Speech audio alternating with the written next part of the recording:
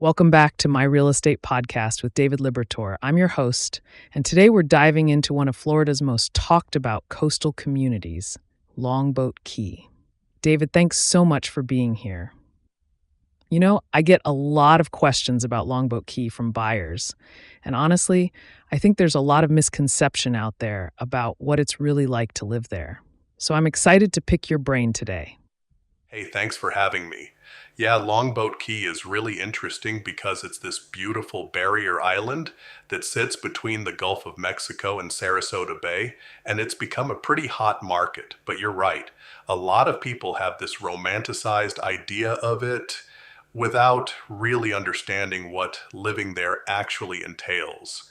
So I'm glad we're breaking this down today. Okay, so let me start with the obvious. What are the biggest pros of living in Longboat Key?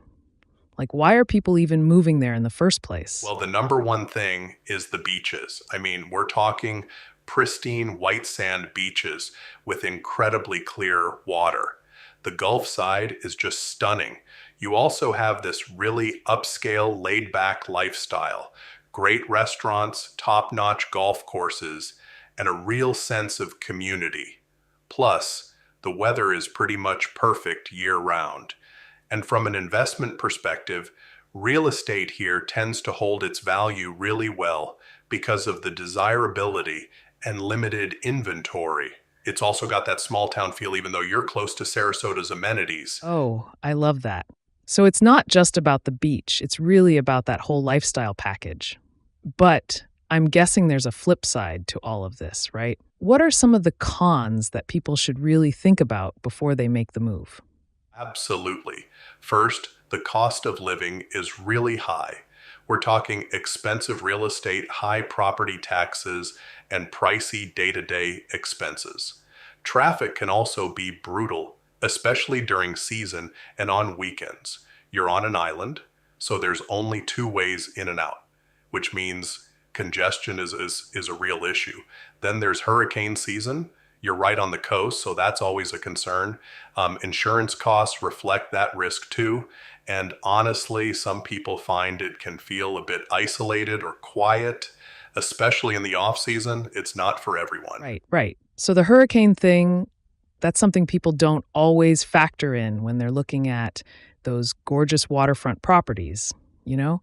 Can you talk a little bit more about what that actually means for homeowners in terms of preparation and ongoing costs? Yeah, so hurricane preparedness is a big deal.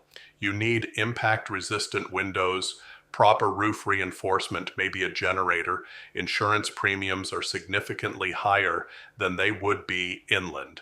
And there's the psychological factor too. Every hurricane season, you're thinking about evacuation plans, protecting your property. Some people love the island lifestyle enough that they accept it, but others realize after a few years that the stress isn't worth it for them. That's a really honest take. So it sounds like Longboat Key is really best suited for a specific type of buyer. Who do you think it's perfect for, and who should maybe think twice? Great question. Longboat Key is ideal for people who are financially comfortable, who prioritize beach lifestyle and are willing to pay a premium for it, and who don't mind the seasonal fluctuations.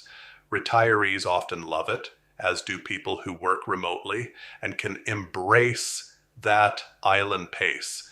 But if you're price sensitive, if you need a bustling urban environment, or if you're concerned about hurricane risk, this probably isn't the right fit.